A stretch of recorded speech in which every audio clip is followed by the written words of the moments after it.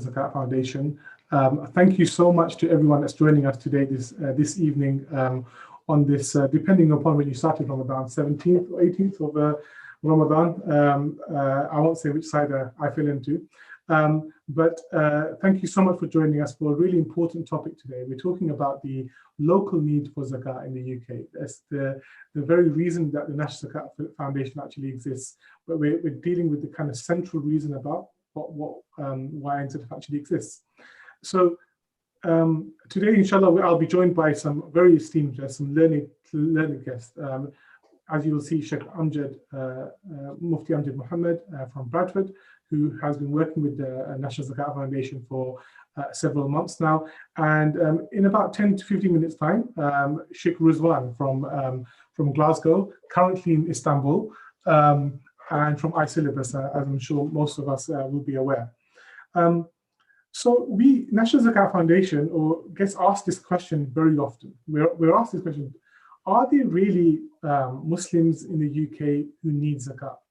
Okay, that's a very clear question we get very often, and I can understand why sometimes people ask that question, because there's a misconception, I believe, that that there's a welfare state, right? There's benefits. There's a safety net for people when they're going through difficult times, that the government will step in. So there's no really poor people, whatever that means in the UK, right?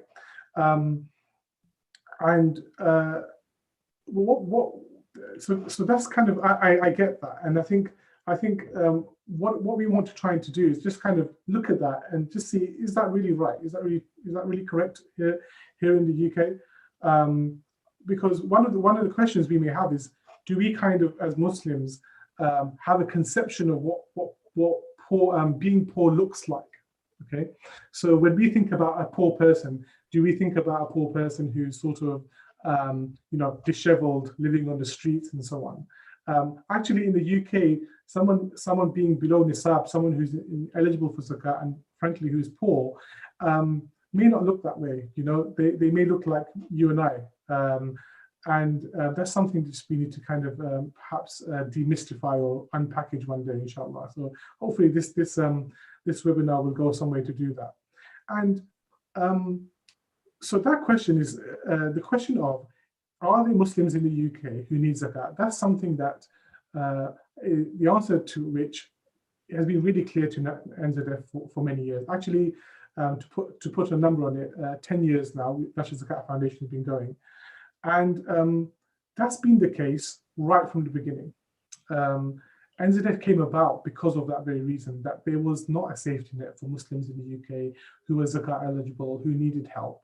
And the situation of the Muslim community in the UK has always been, for decades actually, in relative terms, they're economically far behind in other religious groups. So one of the key stats is that 50% of Muslims in the UK live in the 10% most deprived wards in the UK, right?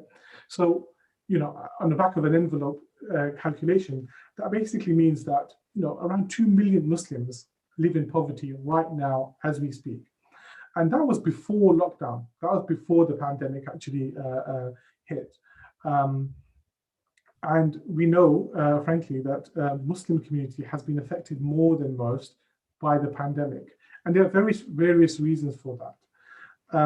So for us, the need for local zakat has always been very clear. We've helped thousands of Muslims, alhamdulillah, through the grace of Allah and through the help of zakat givers around the country. And of course, many more in the last 12 months, as we've seen so much demand. Actually, this is nothing new to us, but we really want to kind of share this the truth, if you like, the forgotten truth, that is a reality. So as I said earlier today, alhamdulillah, really blessed to be joined by Mufti Amjad today, and as I said, Sheikh Rizwan very shortly. And today we'll be discussing the need for zakat in the UK in the practical terms. So what is actually going on the ground? Who actually needs zakat right now in the UK? Then we'll kind of move across to the religious perspective. What is the religious perspective on giving zakat locally as opposed to giving it abroad? What do the four schools of thought say? What was the position in in the early days of Islam? How did that whole thing work? And then I'll leave everyone with how the National Zakat Foundation can help zakat givers and zakat recipients in the UK. So for zakat recipients, how they can access zakat, how they can go onto our website and apply for help. And similarly for zakat givers, how we can help them work out how much zakat they need to give. And also they can choose how their zakat is used across the UK. So Bismillah, let me start with, let me bring in Mufti Amjad. Assalamu alaikum, Sheikh, how are you? Wa alaikum assalam wa rahmatullahi wa barakatuh. Rizwan, how are you keeping yourself? I'm very well, thank you. Not bad, alhamdulillah. You're in the Bradford Sharif, is that correct? Yes, of course, mashallah. I'm glad you've given it the appropriate descriptor there and show due respect to my home city. Of course, how else could I do it? Firstly, let's be clear. We've been working together now for about since sort of November last year, and you've been kind of supporting National Zakat Foundation with the audit, mainly looking at our processes, making sure that you're happy that they are Sharia compliant. So maybe just give us a very quick, maybe if you just for a moment while we wait for Sheikh Rizwan, just tell us what you've been up to. How's that gone? Yeah, so with regards to the work I've been doing with yourselves and the rest of your team, it first sort of came on board in terms of the policy. So we re-looked at the policy in terms of how National Zakat Foundation were going to sort of theoretically gather zakah and how, most importantly, it would spend that zakah. So we kind of literally blank sheet of paper. Alhamdulillah, was obviously supported by Mufti Faraz Sahab, who was already part of NZF. And once that was put together, I was given free rein to be able to modify it, change it, assess it how I pleased. And alhamdulillah, to be honest, I was very much satisfied with what was already there. I think all it was I needed some sort of clarification on certain points, and those points were clarified. Subsequent to that, then obviously, I think post Ramadan 2020, I then had the opportunity to carry out a full audit. And then subsequent, and again, I was given free rein to go through whichever particular case I wanted to go through. I could see it right from application stage. I was in fact seeing the conversations between the grant officers and the particular person, a prospective recipient, and the to and froing. I saw the PDFs there basically of bank statements. You know, nothing was hidden and nothing was made obscure to me.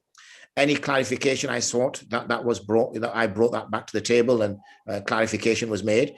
And then on certain points where I felt the policy could be tightened up and also the practice could be tightened up, again, following discussions, that was done. And most recently, we've now reissued a new certificate for the new policy, and alhamdulillah, that's ongoing. So to be honest, it's been a very worthwhile endeavor. And I want to make people, I want to, assure people out there who may have some lingering doubts of how things may have been or what has happened and what hasn't happened in the past.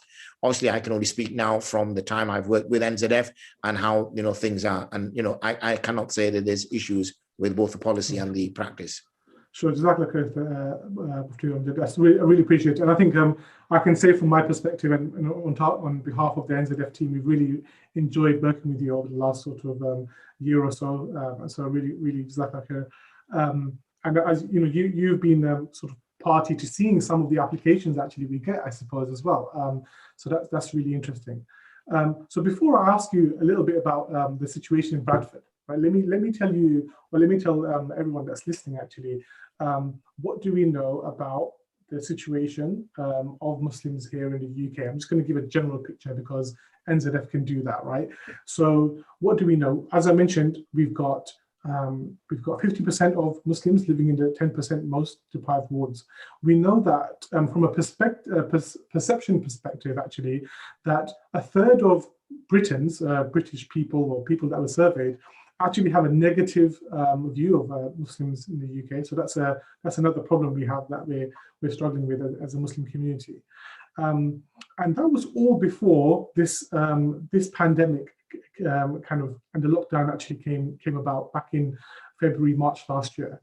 And that's the moment when the safety net of the NZF was really tested to its extreme, if you like, right? So if we look at the surveys, firstly, we know that Muslims are falling into poverty at a rate which is like 10 times higher than anyone else in the UK-wide estimation, okay? We know that 15% of Muslims have lost their jobs.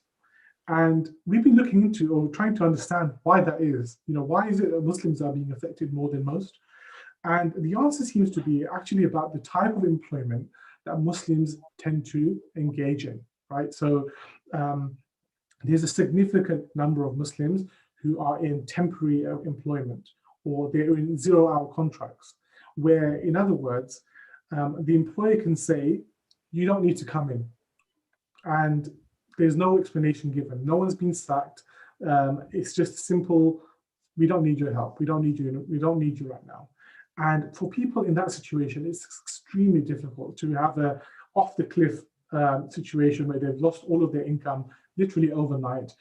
They don't have any redundancy pay. There's no real sick pay to think about. It's just, that's the end of it. And this is the kind of, these are kind of applications that we're seeing. The other thing is that Muslims tend to work in frontline roles, right? So what we're finding is that whether they're a taxi driver or they're working in a shop or whatever it may be, obviously lockdown restrictions have had a major impact on those things. So those are the things we're seeing.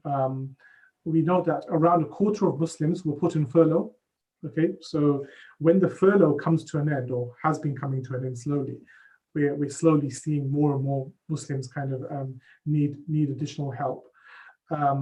We also know that Muslims tend to have more caring responsibilities, right? So we are more likely to have parents living with us, multi-generational households. So we're having, so that's also a problem, right? So when we're seeing, it's particularly difficult for isolation, for example. And when one person gets COVID in the household, we know that it affects the whole household. So that's the general picture. But when it comes to applications, so we saw, Mufti, I think we saw like 120% increase in applications, like year on year. So that was one thing. So like a fourfold increase perhaps. And so last year we were able to distribute 3.8 million pounds of zakat around the UK, and about 15,000 Muslim, mashallah, alhamdulillah, we were able to support. So that's the kind of more macro picture. That's what we're seeing right now. That pandemic, although things look a little bit more rosy right now, things are still quite bad for most Muslims. Mufti, can you tell me just a little bit about Bradford Sharif, and let's hear about pre-pandemic and maybe something that of the last year or so. Yeah, I think one of the obvious measures that I've seen is of what we call these sort of food banks. Prior to COVID, I think we only had, I know we only had one food bank in the whole of Bradford. And that was a food bank in which, tins and cereal boxes and, long shelf life foods were kept. And then what you'd have is there was an elderly chap and his friend, and then they would just literally drive out and give these food packs out. And it wasn't like there was a huge demand upon them, and it was quite laid back. As I said, it was this couple of retired gentlemen who used to do the work. And that was all that existed. And that's, probably, back end of 2019, maybe even, middle of 2019. What you started to see, what I've seen anyway, which is observant, is, particularly in 2020, you're starting to see masajid now, and obviously churches as well, that are now literally running food banks, and I'm talking about warm food. So what you've got is, there's 2 or 3 local places here that literally pull out tables, place the tables out there, and obviously being Asians, mashallah, it's a lot of fried food. So whether it's kebabs, pakoras, samosas, and people are queuing up, and that's no joke. Now people might say, yeah, but how do you know they're poor? It could be that it's a free meal. I appreciate that, but I think everybody has a certain level of dignity that they literally wouldn't just queue outside a long queue for food just because it's free. And even if we say, okay, there may be a small percentage of that, I'm talking about, 50, 60 people in a queue. And this is one particular area of Bradford. So, if you start to look elsewhere, then that situation, and even the council is realizing that. So now the council are offering grants for community projects or community organizations in which they will provide the food for the food banks or the community organizations to give that out to the public. So even the council recognizes that there's this need. So I think that's been apparent from what I've seen here in Bradford. Sure, that's really helpful actually. So, I mean, have you got a sense? So you talked about the general picture, the poverty, I suppose, around Bradford in general. Do you have a feeling of Muslims in poverty? Is there? So you mentioned how masajid are now kind of, mashallah, alhamdulillah, we're seeing that actually across the country, really stepping up and supporting their local communities with food and maybe sometimes with clothing and so on. Any sense of what's going on the ground? Do we see Muslims going to masajid looking for help, in other words? Well, there is another local organization that I've just been working with recently, and their work has increased significantly over the last sort of 6 to 9 months. And it's not just the need of food. One of the things which has not really been highlighted probably enough within Muslim circles, as I think on a national level, is the social breakdown that's occurred within families, the family structure, where unfortunately, there's been spouse abuse or literally physical attacks, and where women are left with no choice but to leave home. And then they're in a situation where they can't find premises. So there's numerous things there. One is this kind of immediate hardship, this immediate, I need food, I'm hungry, I only have, baked beans, so I only spend, pound on a meal, pound on a food for the day. But then there's another situation which has been this knock-on effect that because we're all kind of living a lot of close together now, unfortunately, those of us who don't really know how to navigate relationships are getting into problems. That's a really interesting point. Yes, absolutely. I mean, if you're in a abusive relationship, and that's hard enough as it is, but if you're in lockdown and you can't go out, then frankly, you're stuck at home with potentially your abuser. So absolutely, this is another thing we've seen. We have seen sisters, and in the past, brothers as well, having to leave their family homes in order to, really kind of escape, frankly. Alhamdulillah, we have a fund called the Housing Fund at National Zakat Foundation. So people who need to kind of get into safe, affordable accommodation, we provide rent and deposits so that they can get into a tenancy, inshallah. I can see Sheikh Ruzwan has joined us. Assalamu alaikum, Sheikh Ruzwan. Oh, we can't hear you. Your mic might be. You want to try that again? Okay, maybe we'll get someone to kind of help you out with that. At the moment, we can't. Mufti Amjad, you can't hear Sheikh Ruzwan, can you? I can't hear him either. Is he not mute? You may be muted. Is he not muted? Doesn't seem to be. Assalamu alaikum wa rahmatullahi wa barakatuh. Wa alaikum salam. That's much better. How are you, Sheikh? Alhamdulillah, barakallah feek, inshallah. Feeling replenished a little bit? Well, quick drink of water. So. I should explain before anyone asks why Sheikh Ruzwan is just broken his fast. It's because Sheikh Ruzwan is currently in Istanbul. Is that correct? I'm not getting your audio. It's breaking up. I think. Okay. Well, let me explain. Sheikh Ruzwan is currently in Istanbul. That's why he's just broken his fast. Sheikh Ruzwan, can you hear us? Okay, let's try and rejoin that in a moment. So, that's better. Is that? Can you hear me? Okay. Yeah, that's better. It was breaking up before. It's better. Okay. Sorry about that. So yes, I was just kind of introducing you, making sure that everyone was aware that you have legitimate reasons to be opening your fast right now. How are things? How are things in Istanbul? Alhamdulillah, they're I mean, everything alhamdulillah as well, but you obviously see, also we're talking about charity and poverty, and obviously I've lived a lot of my life in the Middle East, in Yemen, where I saw dire poverty, in Syria, which is obviously going through a civil war now. I was there for over 8 years. And now in Turkey, you find 3.5 million refugees here. So you find that kind of international aspect of need and poverty and kind of, you know, the affluence that certain people have, other people don't have. And obviously from that perspective, you do, you know, reflect upon the nature of poverty and the nature of need itself. And I obviously brought up in Glasgow, brought up in Glasgow. So Glasgow is known for its slums, its poverty in the past, in the 60s and 70s. It was very much known, you know, almost headlining certain negative stereotypes in terms of poverty, in terms of knife crime, in terms of general deprivation. I think things have changed slightly. The kind of public image of that is changing.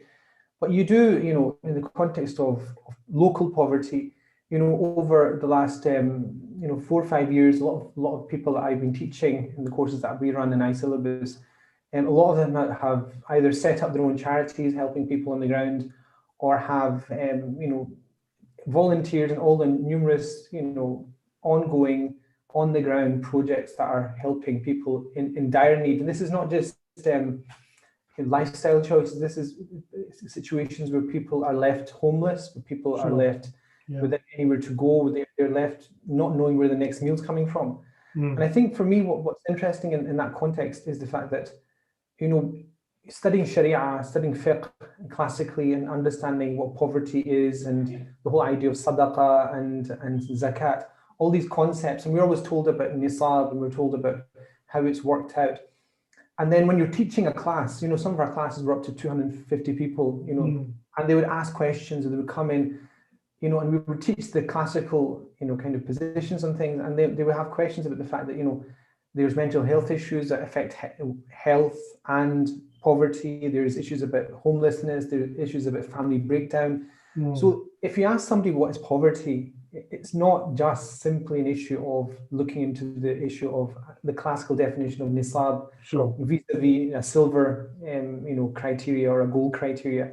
There's certain things that indicate need, which are, alhamdulillah, in our religion, the kind of categories of zakat that we know about in the Quran, they don't just focus upon need. Ibn Qayyim al-Jawziyah mentions this. He says that parts of them are, you know, half of the categories to do with need, and half of them have to do with the service that people can offer other Muslims or the community in general. And so one of the discussions is the wider discussion about zakat. And in that context, you know, having traveled in, you know, no one can say I've not experienced poverty in a world context in the Ummah and war zones and all the rest of it. And I know many charities that work in there.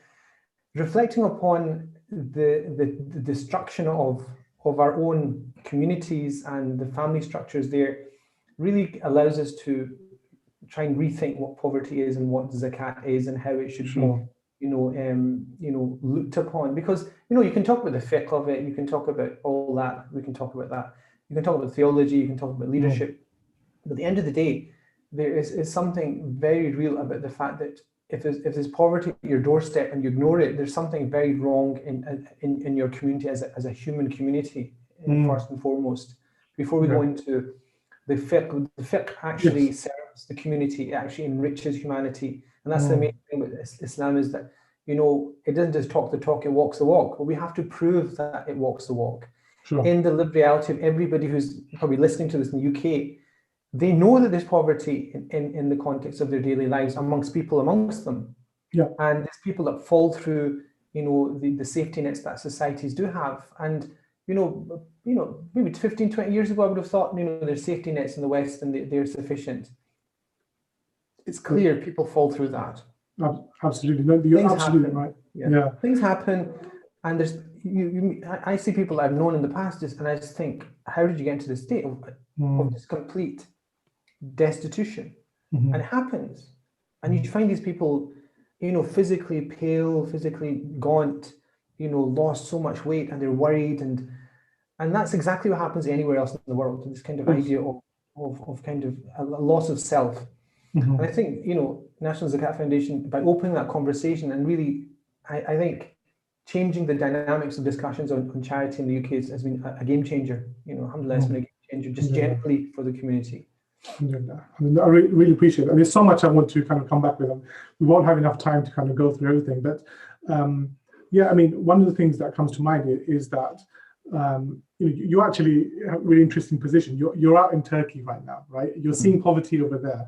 and you've seen poverty over here. And that's one of the questions that's kind of put forward actually by a lot of people. Oh, but there's a kind of a relative question is raised that they're more poor.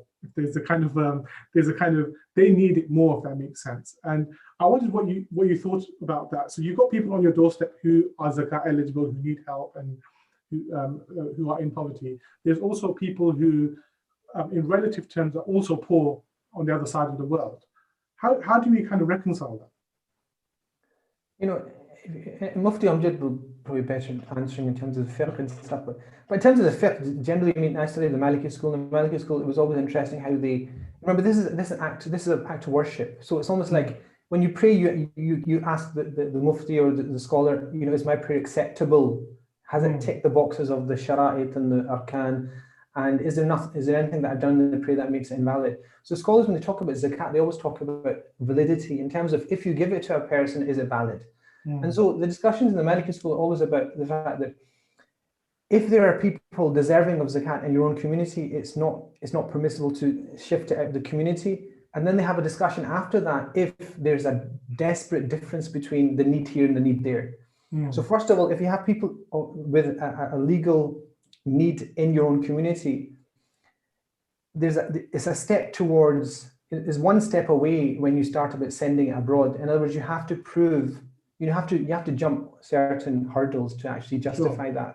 Sure. And so, you know, it's one of these things that, you know, the medical school, they'll talk about, you know, the technicalities are things like, you know, you can't take it outside, you know, the distance that you can shorten your prayer, for example. So in the medical school and the Hanbali school, they're quite strict on that kind of idea.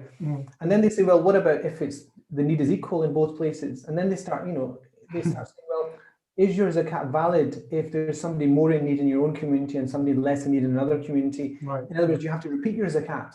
So it's very much about fiqh. It's about discussions about whether you can actually say you've paid your zakat or you have to just start over again. In other words, you have to actually... Really interesting. I mean, that's quite a serious thing, right? We're talking about the validity. But I want to talk about the religious perspective slightly later. I just wanted to kind of hone in really on the actual, the practical need, right? So I just wanted to actually share my screen if I'm able to. I just wanted to show how things are, perhaps from our perspective. Let's get this right. Please tell me if you can see things, by the way. Can you see the screen? Yeah. Yes? Okay, I'll do that. So this is, as you can see, the map of the UK. And what we've done in National Zakat Foundation is mapped out really all the zakat that we collect and all the zakat that we distribute. And we put it all on a map. It's a live map. You can go to NZF website anytime. It's called Zakat Live, originally called. And what you're seeing here is the pink spots are areas where there's a shortfall of zakat, and the green spots are where there's I call it a surplus, but there's more zakat coming in than being distributed. And so just to be clear, where there's a surplus, it covers where the shortfalls are in other cities and so on. What I wanted to do was maybe just kind of zoom into your cities, if you like, and just kind of see what's going on. So let's look at Glasgow first. We talked about Bradford quite a bit. So this is actually a ward level. So you may recognize some of these names. So here you're seeing, I don't know the areas, Sheikh Rizwan, you know better than me about these various areas, but you'll notice that there's definitely a lot of pink spots, which suggests that there's a lot of zakat going out, but not so much kind of being paid. And that might just be because of awareness of NZF and so on. That's not really what I'm getting at. But there's definitely, we can see, I suppose, you know, there's clearly a need, as you can see in Glasgow. And if I can put some colour onto it, what we're seeing in Glasgow is actually a huge number of asylum seekers applying for help.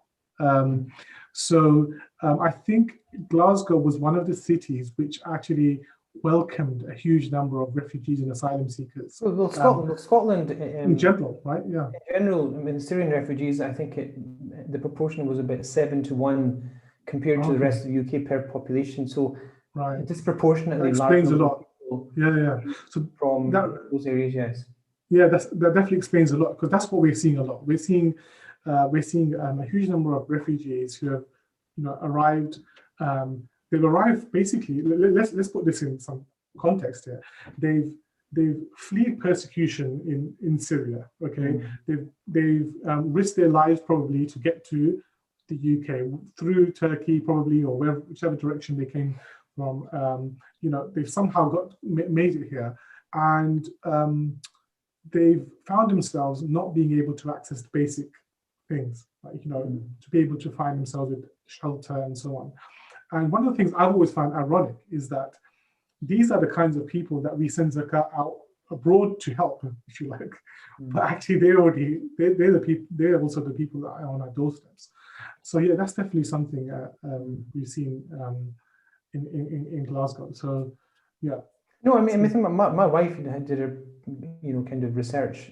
She was doing a PhD on immigration, and she actually advised the government on this immigration policy and the way that fleeing from domestic abuse, for example, if you're here in a spousal visa and you suffer domestic abuse, there's not much you can do, and there's not much support the government will give you, and that means you're in dire poverty. So you almost have like a choice between reporting domestic abuse and leaving an abusive partner, or becoming homeless. So you're in a situation where there are loopholes that are there that affect people. And the interesting thing about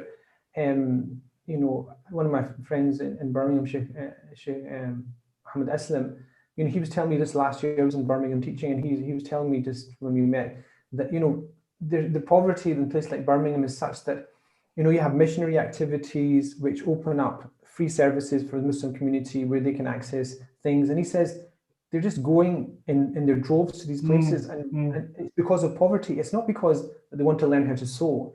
It's with the sewing comes some kind of financial support, some kind of infrastructure where they can access food, and they can access some kind of amenities. And so sometimes we refuse to observe the poverty that exists within our own communities because sometimes it feels psychologically easier to send it out somewhere out there. It's like psychologically out of sight, out of mind.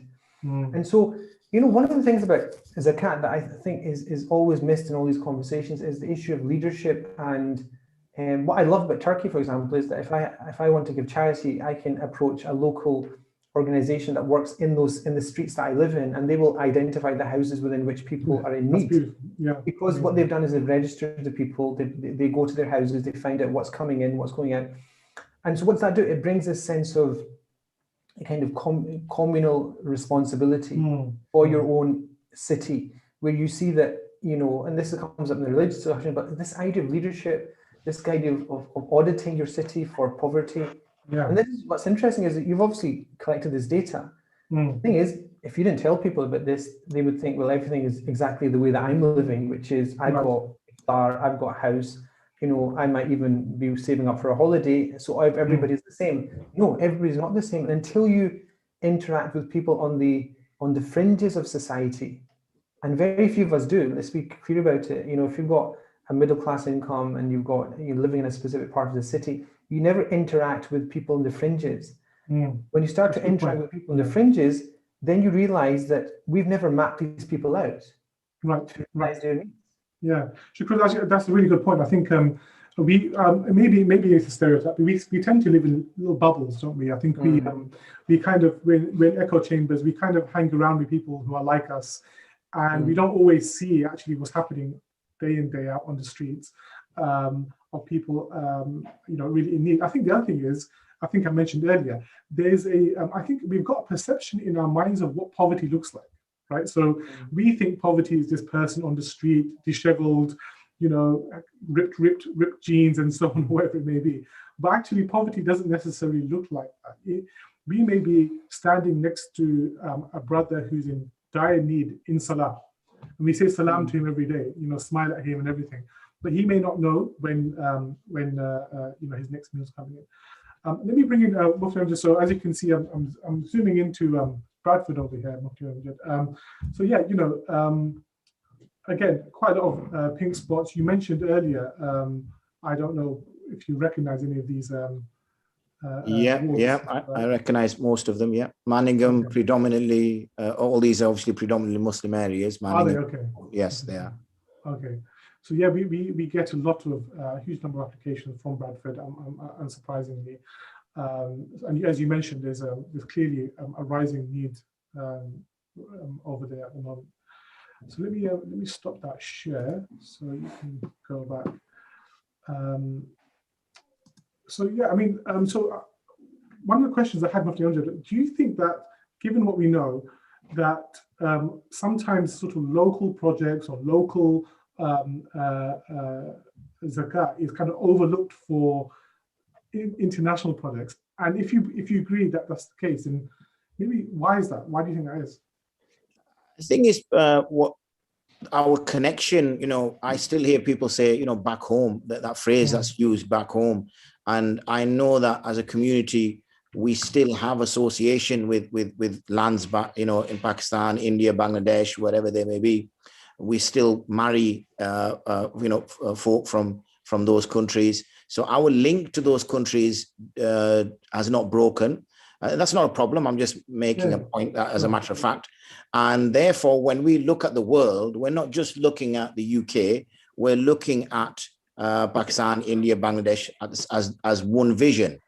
And similarly, when it comes to supporting, we've struggled to take ownership of this country. And the reason why we've struggled to take ownership of this country is, one is obviously, unfortunately, because of the level of racism that we've had to suffer, and which is now turned into Islamophobia. So there's a lack of the wider communities sort of engaging with us, and then as a consequence, us engaging with the wider community. So you see, these are also factors which play a part where our attention sort of goes away beyond our shores and goes to others. And then, like, I think the conversation that obviously the two of you have been having as well is that we start to assess level of poverty. Afqar. Yani, we start saying that, well, I help somebody here, and, I'm helping them to maybe buy a toaster, or maybe, get a better, rather than getting fish and chips from Aldi, I'm getting them fish and chips from Morrison's.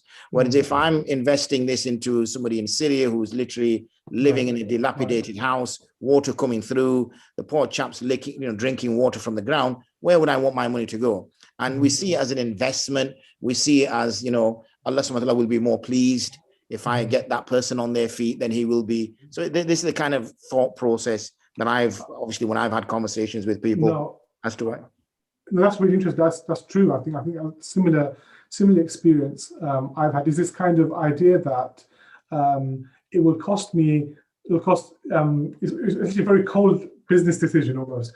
£300 will give this person 1 week of help. If I give £300 to this person, that's going to last them a year or something like that. There's this kind of absolutely. And I say tongue in cheek sometimes that when we're giving qurbani, and we're looking across the list that's been provided by the charity that we're using, we're not necessarily looking at most needy, we're looking at where it works out the cheapest. So we sometimes go right to the bottom where 1/7 of a camel costs, £15 or something. So there is that level of transaction as well. So there is a rational, rational thought process behind it in how people are reaching these decisions. It's not as though it's not. And I think it's also been that maybe scholars predominantly have been born and raised in these countries who've come to these countries, so therefore they've not necessarily pushed that conversation about looking here. Now that we're seeing UK born scholars who have an affiliation association, they link to this country, then they're seeing both countries through their parentage and through their birth as equal, not necessarily as that is a better option than this. Agreed. I think what we've got is a slightly odd situation where we've got back home, and the word back home, or the phrase back home, seems to be different for different people, right? So for our parents, or my parents, back home is Karachi. Yeah, so that's where they're from, and I know I'm from Karachi, but back home is probably Walthamstow for me, right? So I was born here, well, not far from here, and so for me, I know where I'm from, my parents are from, but for me, I can see there's a need in my community, and that's where I want. And one thing I want to be very clear about, we're only talking about zakat here, right? So when we talk about sadaqah, give, no one's ever denied that there's a need around the world, and that's where our need, our sadaqah should go. But we're talking about 2.5%, right? We're just talking about that 2.5%. Where does that go? Where should that go? And that's an important point. But as I think what we're witnessing in NZF, and perhaps generally we're seeing, is as future generations come along, I think we're seeing a need and a recognition that there is need in our communities. Alhamdulillah, we're seeing that slowly, and that's sort of slowly coming about. So we talked about now the practical need. I think that's kind of, for me, that's undeniable. They are Muslims on our doorstep, brothers and sisters who need help, and who are in need of zakah, and who have a right to zakah, if you like. But let's touch upon, if we may, the religious perspective here. So maybe Sheikh Rizwan, could you help us with this? Can we go back 1400 years, right? And how was zakat managed at that time, and how was it managed in terms of geographical perspective? Yes, the Prophet sent people, he appointed governors, he appointed leaders, appointed judges, and he appointed tax collectors. The tax collector here was a zakat collector. Right. So this is amilina alayha. These are the people that are, have a portion of zakat themselves, because they are, providing a utility for the community. They went, and the whole point was they went and they took it and they distributed amongst the people around them. So this is the famous hadith of Mu'adh ibn Jabal, when the Prophet said, invite them to Tawheed and invite them to the prayer in terms of 5 prayers, and if they accept that, and tell them there's zakat obligated upon them, taken from their rich and given back to their poor. And so in all the books of hadith and fiqh, they always hone in on this almost benign statement of the Prophet ﷺ, that it's from their rich to their poor. And they focused on this idea of it has to circulate within the people themselves. And obviously the wisdom of that, Imam Shatibi talks about in terms of removing the kind of this kind of envy that people have of the people around them, because they see they're giving back. And so if you're affluent, or you have some means that Allah has blessed you with, and then all of a sudden the people see that the money's disappearing to another community, the Muslims amongst the people there that are in need will pray next to you in the musalla, but will very quickly realize that your money is always going to be sent somewhere else. And you can imagine if you're in a mosque and there's a charity drive for somewhere outside the UK, and the person who's there in the mosque is too proud to admit that they have dire need to take care of their own family. That really does affect. That's in the prayer where you're supposed to be in line with a person who may be above or below you in the social rankings. Like from the point that you're this kind of king and the other person's a pauper. That doesn't make any sense if you're also sending your money away somewhere else and he's not getting any benefit from that. And so this kind of this religious cohesion that's there is so important, that permeates the whole discussion about, should zakat be given out, taken out of the community, or should it remain within the community? And that's the only real, kind of religious text that hones in on that. Sure, and so we do have, we have examples in terms of Saint Umar ibn Abdul Aziz, for example, in which, zakat was, so abundant that they had to take it to other regions, and they would find that there was no possibility. During the time of Saint Uthman, the same thing happened. So you do have situations where we have the opposite, what we have now, which is there's too much. Then the question came up, okay, of course we should give it out to other people, because nobody here deserves it, so they can't receive it, and they just ended up collecting it for the next year. But what we have in the books of fiqh is, again, I touched upon it before, is that they view it as a pillar. Right. And it's important you mentioned, we're talking about zakat, not sadaqah. Yeah. The Prophet said, "Hasinu amwalakum biz zakat." Protect your wealth by giving zakat. Zakat is a very specific function. And so when they talk about it, they talk exactly as the way they would talk about Hajj, where if you do this, your Hajj is not accepted in terms of its conditions or the prayer. It's the same discussion here. So if you knowingly give it to somebody who does not deserve it, you have to repeat your zakat. In other words, it's not la yujzi'uhu.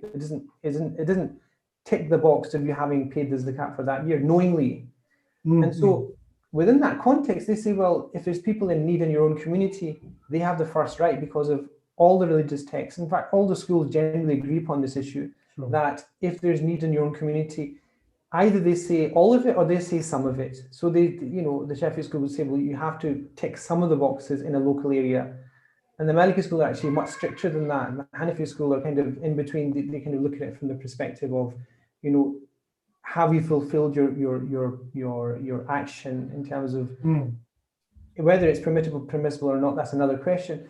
But all of the fiqh discussions come out of a general appreciation just to the fact that the rich people should give back to their own poor people. Right. And so there's no hadith that says, you know, explicitly that should happen, but it's implied within the religious structures that we have.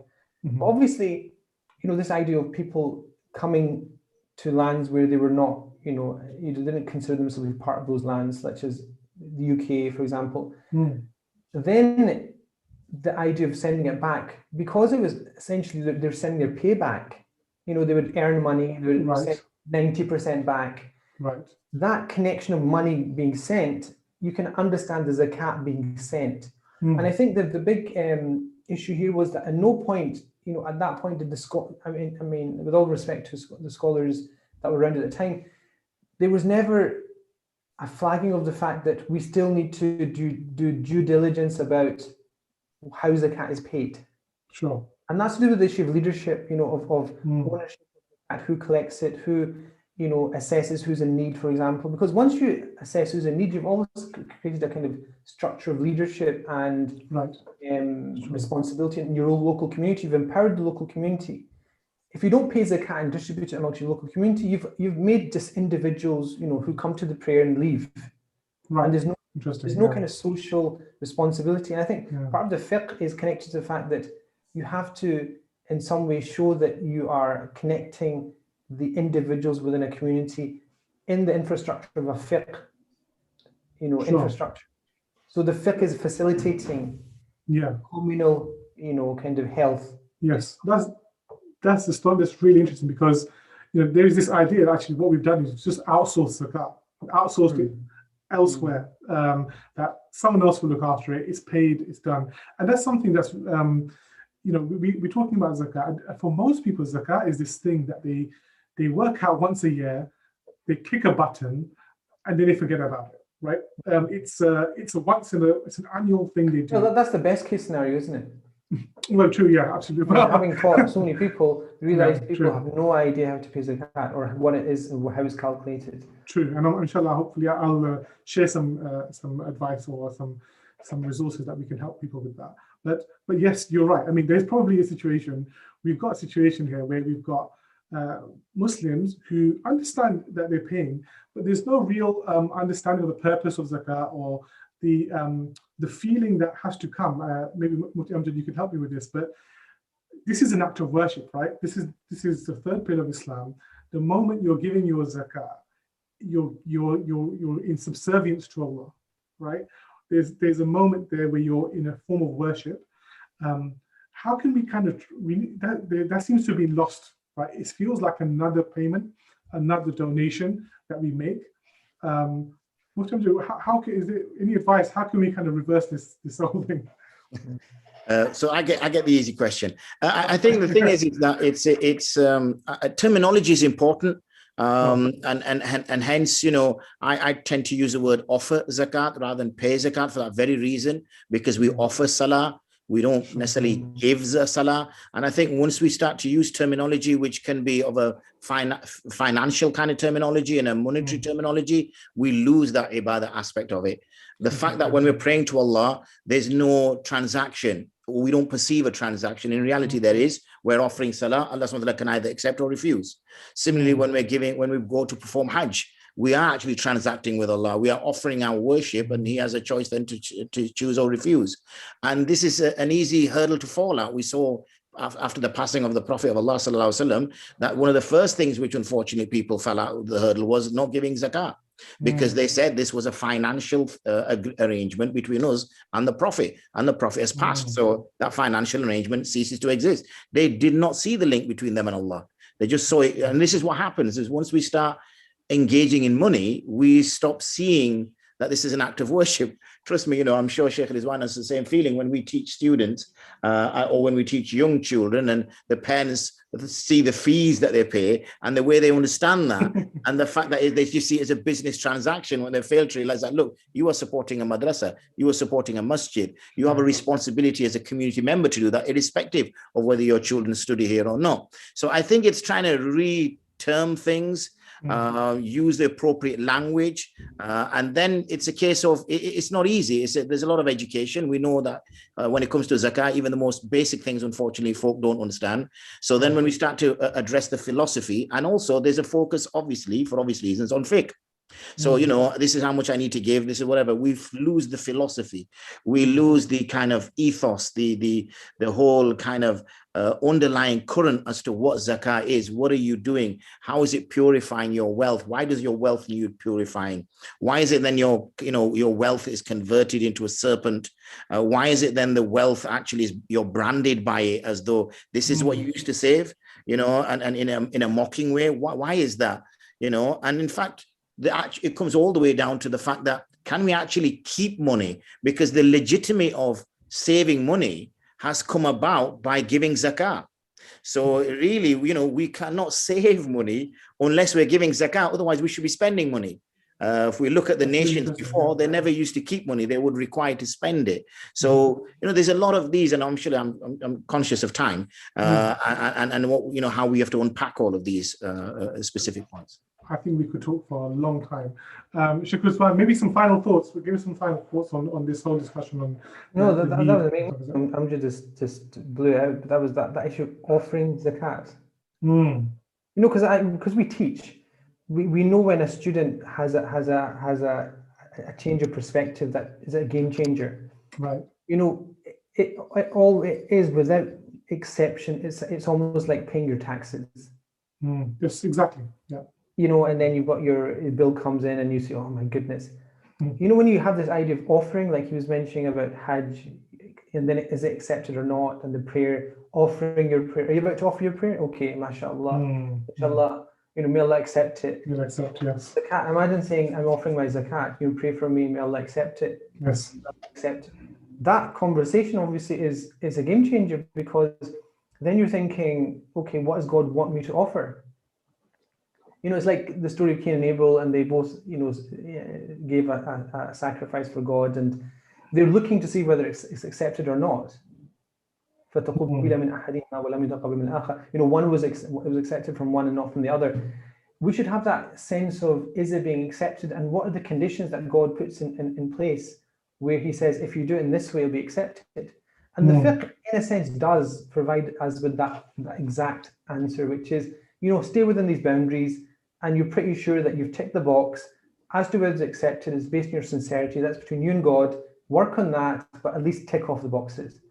And I think everybody needs to be very conscious of the fact that you need to assess the needs in your own community, first of all, even if you end up sending it somewhere else. Sure. You know, the whole point. The point is, you're almost like, it's like, you know, finding it the direction of Qibla, for example, or finding it if you have the rukhsa to, you know, wipe over your footwear, for example.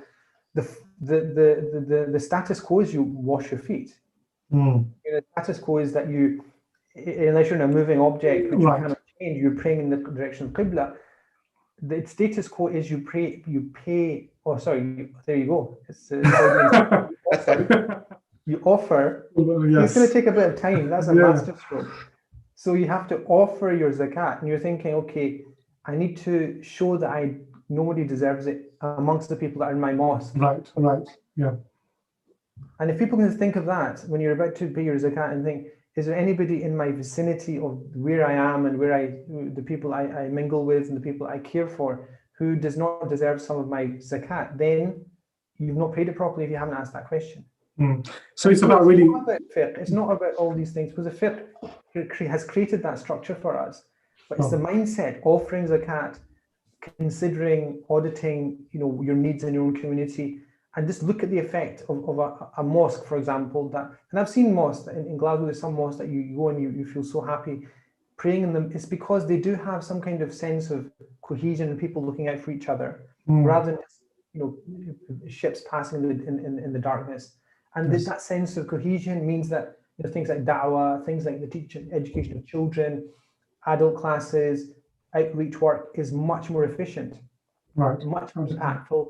And obviously the big question for us is barakah, the barakah that comes out of a community that God is pleased with, you know, that it's a city that God is pleased with. Mm. You know, Glasgow is built by a saint, you know, I don't know if you're St. Mungus. So Okay. it has this kind of religious, you know, it plays upon, you know, the motto of Glasgow is let Glasgow flourish. Right. In the name of its Lord. So it's built to flourish. Right. And like for people, I'm sure Bradford has a similar motto. I don't know what it is. Okay, we have Sharif. Rizwan bhai, we have Sharif after our name. Khalas. So the whole point is, if you're from a city like Glasgow and you're thinking you wanted to flourish, you do. You have this sense of responsibility, even to, you know, people that are not for your faith. So it's just so important that the sense of perspective that Mufti Amjad was mentioning is actually at the forefront of this, which is the change in mindset, change in narrative. And then absolutely, once you've got a strong community here, you can help much more in terms of lobbying for, you know, strategic, systemic change in the way that wars are fought. You know, if you have a strong community, you can make sure that your voice is heard in a cohesive way, that people don't just make up laws that end up sending your army to another country and basically kill civilians for no reason. You're empowered to be able to be articulate. Look at the Jewish community, articulate and able to influence foreign policy without any disputes. Sure. And that's to do with the fact they take care of their own people. And every single person in that community, I can almost imagine, stands up, is counted. Absolutely. That's, I mean, as I said earlier, I could talk to both of you for hours about this subject. I've got so much to say. I mean, I'll just leave you both with, I suppose, the most common feedback we get from Zakat recipients, right, is that they talk about the practical thing that we've looked after. Oh, thank you for the fridge, thank you for the cooker, thank you for the clothing, whatever it may be. But the very common theme is they say that it meant something to be a believer when I would really needed help. Absolutely. So, I mean, that's it. Yeah. When times were hard and I raised my hands, my brothers and sisters were there for me, right? So it wasn't so much NZF. It wasn't about NZF was there for me. It was because I believe there were other believers there for that moment, and as you can probably imagine, that's what keeps us going, and that's the Zakat Foundation. You know, that's what this thing is all about. So, alhamdulillah. Look, we could talk for hours. I just want to say a huge thank you. May Allah reward you both. Jazakallah khair. Thank you so much for joining this webinar. And Jazakallah to yourself and your organization. Allah bless it and allow it to flourish, inshallah. Ameen. Amazing team. So I will leave the audience, if I may, with how we can actually help. Right. So we've talked about what the local need is. We've talked about what the religious perspective is. Let me share my screen very quickly again. Back on our website. Let's make sure you're seeing the right thing.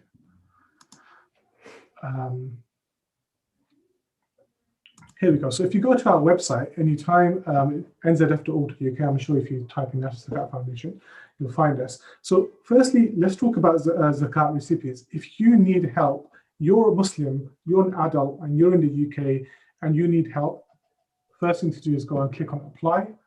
And we have 4 funds that we use that you can apply to. The Hardship Relief Fund, the intention there is, you know, emergency, urgent relief, you know, a quick one-off grant just to get you out of a dip. A housing fund, which is there to support people into affordable, safe accommodation. We have a work fund, which is there to provide training for people to get into the labor market, to be able to be self-sufficient so they can look after themselves. And then we have the education fund, which is again for training, but this is for community leaders, people in our communities who are activists, who are really, they're serving Islam and Muslims in the UK.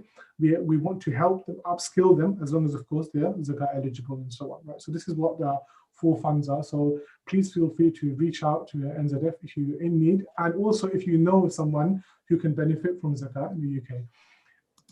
If you're above the nisab and you want to give Zakat, then there are several options that we can help you to work out how much you need to give.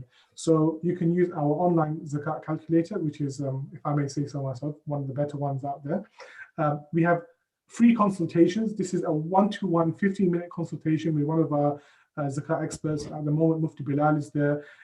You can book in a session whenever it's suitable for you. You can have a one-to-one chat about your Zakat situation. Check out today's Nisab. This is updated at least daily, so your Nisab is there. And then we have Zakat Guides, which tell you about things around pensions, missed Zakat, business Zakat, and so on, because there are certain areas of Zakat where things can get a little bit complicated. And we have the knowledge bank. You can search out anything you like, Zakat on pensions, I think, if I write it correctly. You can just find articles which have been verified and made sure that we're correct. And of course, if you want to just get in touch the old way, drop us an email at zakatquery@nzf.org.uk. We're happy to help you. So think about giving zakat, inshallah, locally. Think about as Sheikh Rizwan and Mufti Amjad have very eloquently put forward. Audit your local communities. Look at what you've got. Who needs help? Who doesn't? And if you find that people are potentially in need of help, think about giving the zakat to NZF and to giving it locally, inshallah, this year. Thank you so much. Thank you so much, Mascot. Assalamu alaikum wa rahmatullah. Thank you for joining us. Assalamu alaikum.